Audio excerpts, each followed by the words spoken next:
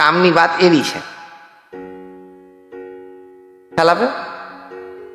કંઈ કામ ના હોય તો આપણે દિલ્હીને સૂચનો કરવા માંડીએ, એ પણ એક આપણે કામમાં ગણીએ છીએ.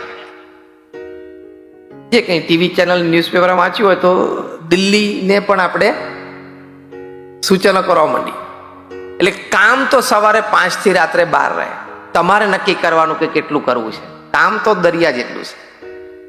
મુંબઈની બાજુમાં દરિયો છે, દરિયામાં જેટલા પાણીના ટીપા છે એટલા કામ મુંબઈમાં જમીન ઉપર છે, અને દરિયામાં જેટલા પાણીના ટીપા છે એટલા કરોડ રૂપિયા પણ આ ધરતી ઉપર છે.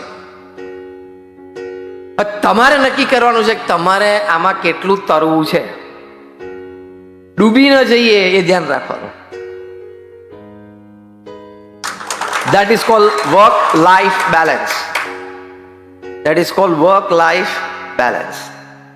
તમે ઘરે જઈને યુટ્યુબ ઉપર એક બહુ સરસ 30 સેકન્ડની સ્પીચ છે, જોજો. એ વર્ષો પહેલા કોકોકોલાના વર્લ્ડ સીઈઓ હતા બ્રાયન ડાયસન. એક કોન્વોકેશન ડેમાં ગયેલા, એમણે આ સ્પીચ આપી છે. તમને આશ્ચર્ય થશે કે 30 સેકન્ડની સ્પીચ એટલે શું એમ. એની પણ કોન્વોકેશન ડેમાં ટુ મેનેજમેન્ટ ગ્રેજ્યુએટ્સ. 30 સેકન્ડમાં માણસ કેટલું કહી શકે, કેવું કહી શકે? એ 30 સેકન્ડમાં જે બોલ્યા છે વર્ક લાઈફ બેલેન્સનું, એ હું તમને વિવરણ કરીને સમજાવીશ. એટલે હું 2-3 મિનિટ લઈશ. બ્રાયન ડાયસને કીધું મેનેજમેન્ટ સ્ટુડન્ટ્સને કે my 40 years of experience in the corporate world I want to share with you. 40 વર્ષ તો મારો કોર્પોરેટ વર્લ્ડનો અનુભવ છે, અને કોકોકોલાના વર્લ્ડ સીઈઓ એટલે વહીવટ વ્યવહાર કઈ કક્ષાનો કર્યો હશે આપણે સમજી શકીએ છીએ. બીજું વાક્ય બોલ્યા, you are all fresh graduates but after 40 years in corporate world you will come to know that you are playing with 5 balls in life. નહીં, આપણે સર્કસમાં પેલો જોકર હોય ને 5 બોલ 7 બોલ એક સાથે રમે, એ કઈ નીચે ના પડવા દે, એની એક કળા છે, પ્રેક્ટિસ થી આવે. આપણે જે ઉછાળે જ કરે વારા ફરી, એક બમ પકડ્યા કરે. બ્રાયન ડાયસને કીધું કે તમે 40 વર્ષ વહીવટ વ્યવહાર કરશો ને પછી તમને ખબર પડશે કે તમે જીવનમાં 5 જ બોલ સાથે રમતા હતા. ત્રીજું વાક્ય, એ 5 બોલ કયા? પહેલો બોલ બોલ ઓફ વર્ક, એટલે કામનો બોલ. બીજો બોલ ઓફ ફેમિલી, પરિવાર. ત્રીજો બોલ ઓફ ફ્રેન્ડ્સ, જે આપણું સોશિયલ સર્કલ. ચોથું બોલ ઓફ હેલ્થ, આપણું સ્વાસ્થ્ય. અને પાંચમું બોલ ઓફ સ્પિરિટ, આપણો આત્મા. આ 5 સંબંધી જ પ્રવૃત્તિ તમે જીવનમાં કરી છે. આ ત્રીજું ચોથું વાક્ય. પછી એમણે કહ્યું, of these 5 balls the first ball, that is the ball of work, is made up of rubber, rest 4 balls are made up of glass. બહુ સરસ વિભાવના કરી છે. કામનો બોલ છે ને એ રબરનો બનેલો છે, બાકીના 4 ફેમિલી, ફ્રેન્ડ્સ, હેલ્થ અને સ્પિરિટ એ કાચના બનેલા છે. એટલે બોલ of work, if you lose it falls on the floor, it will bounce back because it is made up of rubber. The work is like you get opportunities. જેમ virgin એટલાન્ટિકના CEO Richard બ્રાન્સને કહ્યું છે કે work is like a bus station, a bus comes every 3 minutes. જેમ આપણે મુંબઈમાં station ઉપર ઊભા હોઈએ તો દર 3-4 મિનિટ એક ટ્રેન આવી જાય, એમ કામની તક તો તમને મળ્યા જ કરશે. એક તક છૂટી ગઈ, એ બોલ રબરનો છે એટલે પાછો બાઉન્સ થશે. પણ બાકીના 4 બોલ કાચના બનેલા છે. એમાંથી એ જગલિંગ તમે કરો છો ને જગલિંગ કરતા કરતા એ છટક્યો ને પડ્યો, it will break, if not break it will crack, but it will not remain the same again. કાં તો તૂટી જશે, કાં તો એને તિરાડ પડશે, પણ એ જેવો છે એવો તો નહીં જ રહે. એટલે પરિવાર, સ્વાસ્થ્ય, મિત્રો, સગાવાલા, જે આપણું સર્કલ, અને આપણી આત્મા એટલે અધ્યાત્મ, એ તમે એકવાર ચૂકશો, એ ટ્રેક બદલાઈ ગઈ પછી એ 4 વાત જેવી છે એવી નહીં રહે. આટલું કહીને છેલ્લું વાક્ય બોલ્યા જે અદ્ભુત છે, એ પણ તમારે વર્ક લાઈફ બેલેન્સમાં આજે ઘરે લઈને જવાનું છે. અદ્ભુત છેલ્લું વાક્ય બોલ્યા, so get to work on time, work effectively during your working hours and get back to your family on time. સમયસર કામ પર પહોંચી જવું.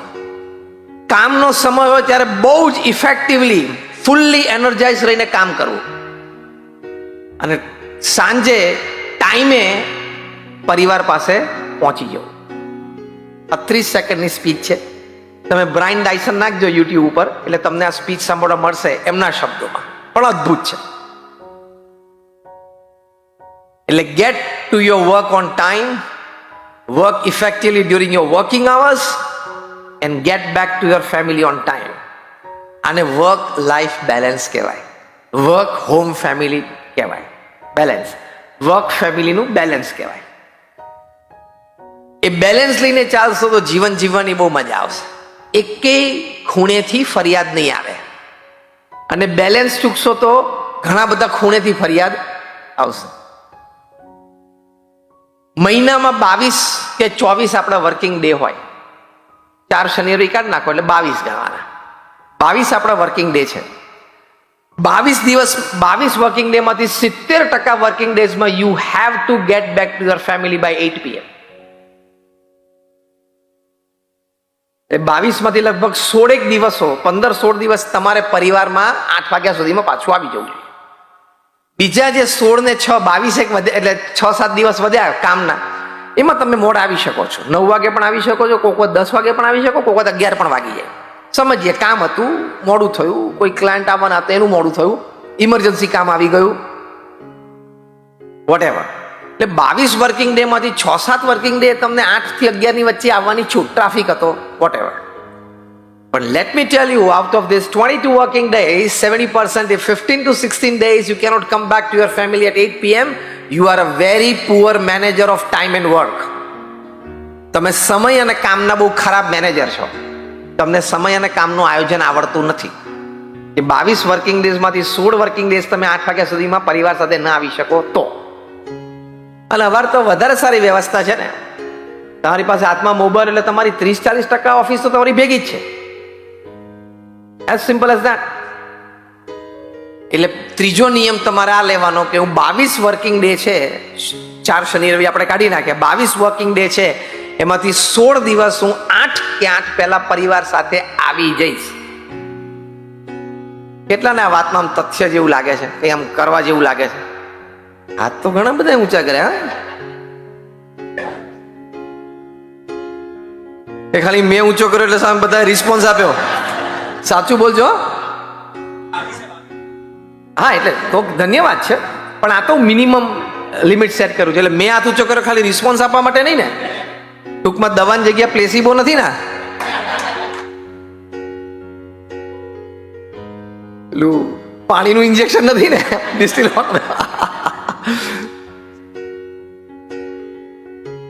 એટલે એક બહુ જ સારી વાત છે કે જીવનના અંતે તમે એક નવી શોપ શરૂ ન કરી જે તમારે કરવી હતી અને ન થઈ શકી, એનો અફસોસ તમને નહીં રહે.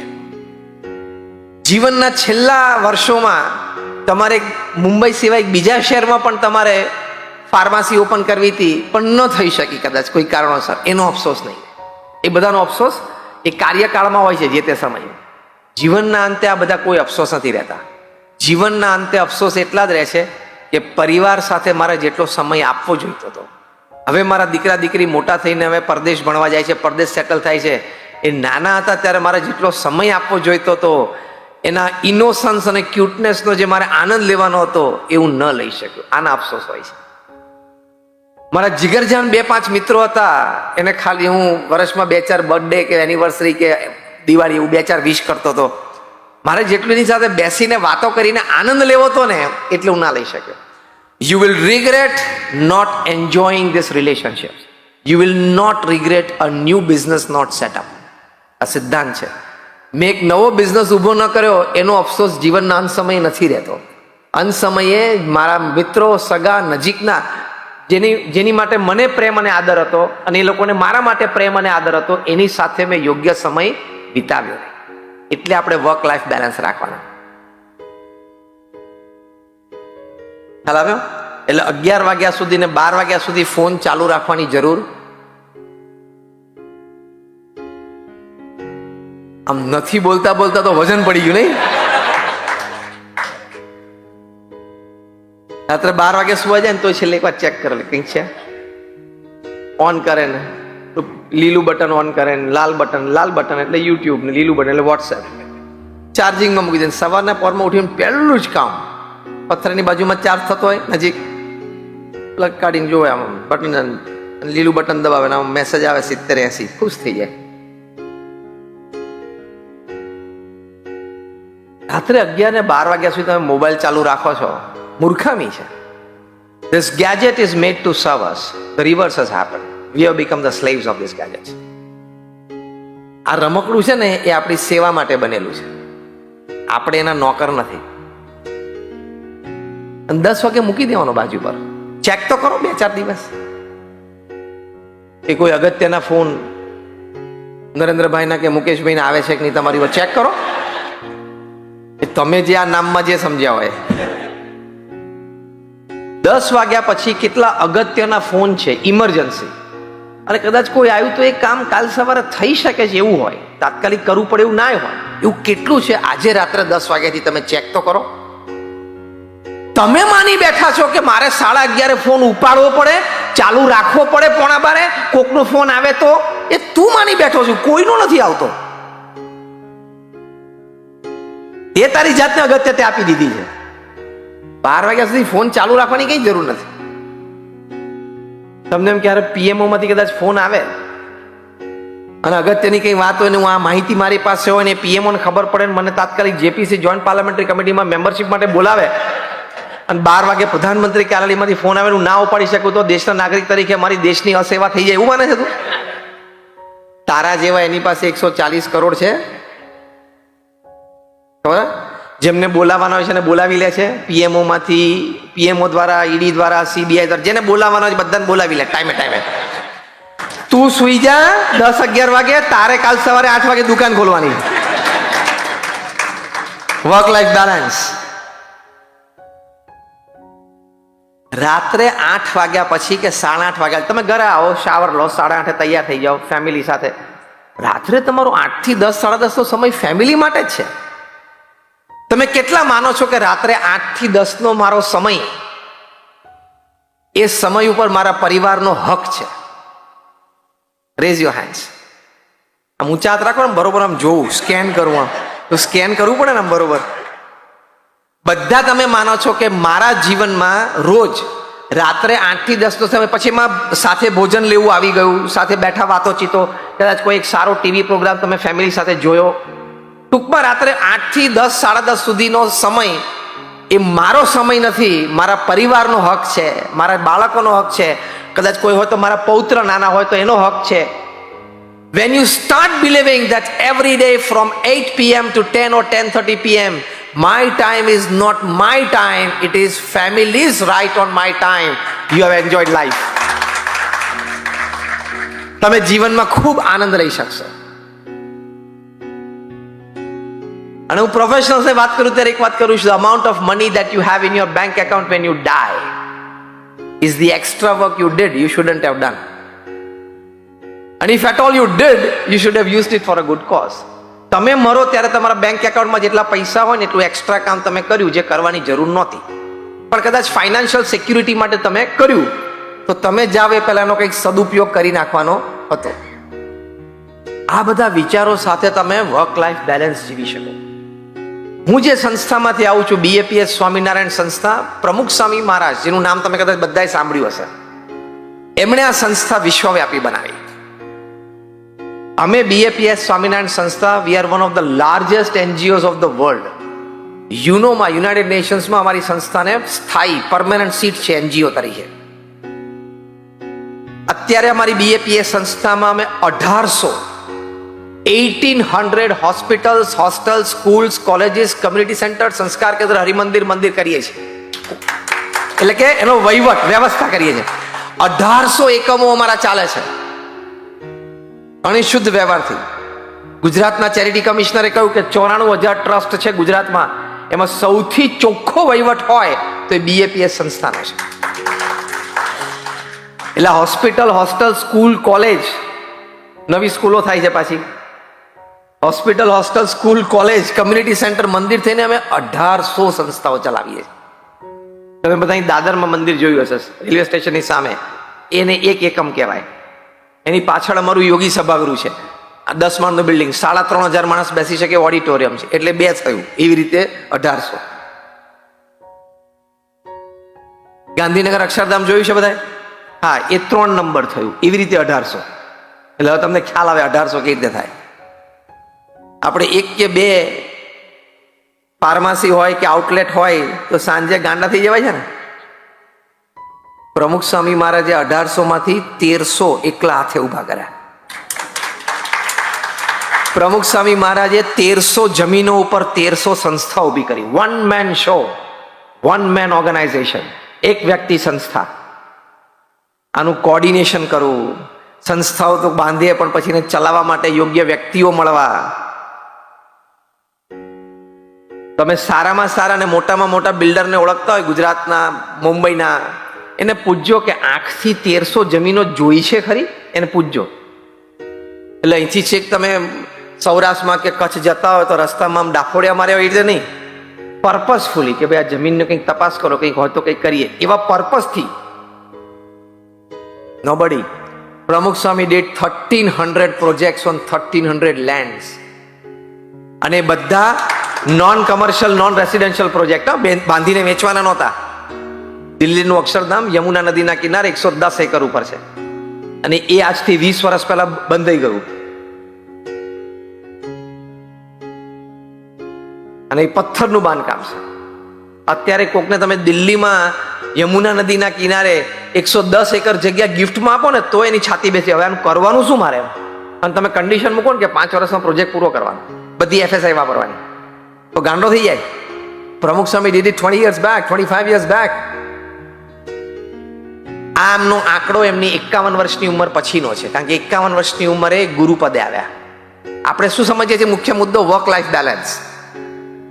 એમાં પ્રમુખ સ્વામી મહારાજે કેવું એ વર્ક લાઈફ બેલેન્સ કર્યું એ મારે તમને કહેવું છે, અને એની પરથી આપણે બોધ લેવો છે, આપણે કરી શકીએ છીએ. હવે આ કામ કોઈ વ્યક્તિ આ કક્ષા સુધી કરે, અને એ પણ 51 થી 95 ના 45 વર્ષમાં એમણે 1300 સંસ્થા ઊભી કરી. 51 વર્ષ એટલે તમને એમ થાય થોડું રિટાયરમેન્ટનું આમ વિચારવા માંડે. From his age of 51 to 95, 1300 institutes. એટલે પ્રમુખ સ્વામી મહારાજે દર 15મા દિવસે એક સમાજ સેવા સંસ્થાની સમાજને ભેટ આપી. 45 વર્ષ સુધી. એક જમીન મળવી, એ લીગલી ક્લિયર થવી, ત્યારથી માંડીને ત્યાં સંસ્થા બંધાઈ જવી અને એનું ઉદ્ઘાટન સમારોહ થઈ જવાનું, પછી સંસ્થા ચાલવી. આજે એમણે બાંધેલી એ 1300 સંસ્થાઓ કાર્યરત છે. એમાંની એક તમે બીજી ચેમ્બુરમાં ત્યાં જોઈ હશે, ચુનાભટ્ટી પાસે પ્રમુખ સ્વામી આઈ હોસ્પિટલ જોઈ છે ને? હા, એ પણ એક ચોથી આઈટમ ગણવાની, એવી 1800 આઈટમ. એટલે દર 15મા દિવસે એક ભેટ આપે. એટલે at any given time BAPS માં 30 થી 40 પ્રોજેક્ટ ઇન્ટરનેશનલી ચાલુ હોય. હવે કેટલો વહીવટ વ્યવહાર કહેવાય. એટલે ચોખ્ખી દેશી ભાષામાં તમને સમજાવું તો આપણે જેટલાય બેઠા છીએ ને, આપણે બધાનો વહીવટ વ્યવહાર ભેગો કરો એટલો પ્રમુખ સ્વામી એકલાય કરે. અને એ પણ 51 થી 95ની પોતાની આયુમાં. એ 51 થી 95 દરમિયાન એ દુનિયાના 60 દેશોમાં 18,000 ગામો અને શહેરોમાં જાતે ગયા.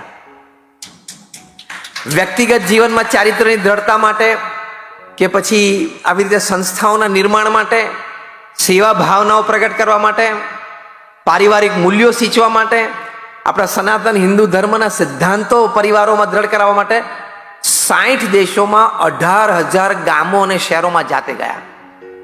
તમારામાંથી કોઈને 60 દેશ અને 18,000 ગામો અને શહેરોમાં ફરવું હોય તો અમે ટિકિટ સ્પોન્સર કરીએ, તમે આ ખાલી ટ્રાવેલ કરી બતાવો. તમારે ફરવાનું આનંદ કરવાનો, બીજું કઈ નહીં કરવાનું. પ્રમુખ સ્વામીએ ત્યાં જઈને જે કામ કર્યું કશું જ નહીં કરવાનું, તમારે ખાલી ફરવાનું. તો આપણામાંથી કોઈ કરી શકીએ, એમણે કર્યું. ત્રીજી વાત, 51 થી 95ની વચ્ચે આ બધી કોન્કરન્ટ ચાલે છે. 3.5 લાખ ઘરોમાં એમણે જાતે પધરામણી કરી. ચોથી વાત, આ 51 થી 95ની વચ્ચે લોકો એમને વ્યક્તિગત પારિવારિક પ્રશ્નો હોય તો પત્ર લખતા, એવા 7.5 લાખ પત્રોના એમણે જવાબ આપ્યા, લિખિત, ઈમેલ નહીં, હા, જાતે લખ્યા. એટલે રોજના 45 વર્ષ સુધી રોજના 50 પત્રો વાંચીને એના જવાબ આપતા હતા. આ પણ બધું 51 થી 95ની વચ્ચેનો આંકડો બોલું છું. એટલે 51 થી 95 પોતાની ઉંમર, એમાં 1300 સંસ્થાઓ, 60 દેશોના 18,000 ગામો અને શહેરો, 3.5 લાખ ઘરમાં પધરામણી, 7.5 લાખ પત્રોના ઉત્તર, અમારા જેવા 1200 સંતોને દીક્ષા આપી. એમાંથી 150 થી પણ વધારે સંતો બોર્ન અમેરિકન અને બ્રિટિશ સિટીઝન છે. એમાંથી 50 થી વધારે સંતો આઈવી લીગ કોલેજીસમાં, એટલે સ્ટેનફર્ડ હોય, હાર્વર્ડ હોય, કાર્નેગી મેલન હોય, યેલ હોય, કિલોંગ હોય, એ કક્ષાની યુનિવર્સિટીમાં ભણીને આવ્યા છે. અમારા ઘણા બધા સંતો 26-28 વર્ષની ઉંમરે ગૂગલ, માઇક્રોસોફ્ટમાં બહુ મોટો પગાર છોડીને આવ્યા છે. એવા 1200 જણાને મેઇન સ્ટ્રીમ સોસાયટીમાંથી મેઇન સ્ટ્રીમ સ્પિરિચ્યુઆલિટી અને સોશિયલ સર્વિસમાં લાવવા લાઈફ ટાઈમ એ સામાન્ય વાત છે? તમારા 2 દીકરાઓને મોટા કરતા તમે થાકી જાવ છો, હા કે ના? ચોખ્ખું સાચું બોલો. હા, એમ. અને તમારા દીકરા દીકરી 2, 18, 20, 22 વર્ષના થાય ત્યાં સુધી તો મા બાપ આમ 3-4 વખત, 5-10 વખત આમ હાથ પછાડી બોલે કે આના કરતા તો તું બોલતા નહીં, પણ તમે મનમાં બોલી લેજો જે તમે એકચ્યુઅલી બોલ્યા તો છો જ. યસ ઓર નો? અમને 1200 સંતોને, આ તમારા તો 2 સંતાનો તમારા જ સંતાનો છે, તમારું જ લોહી છે, તમારો જ ઉછેર છે. અમે 1200 જણાનું બધાનું બેકગ્રાઉન્ડ જુદું. આદિવાસી વિસ્તારમાંથી અભણ પણ હોય એવા પણ સંત છે, અને હાર્વર્ડના MBA પણ છે. એ બંનેને એક જ સિસ્ટમમાં રાખવા એ લીડરની સફળતા કહેવાય ને. એ પ્રમુખ સાંઈ મહારાજ કરી શક્યા.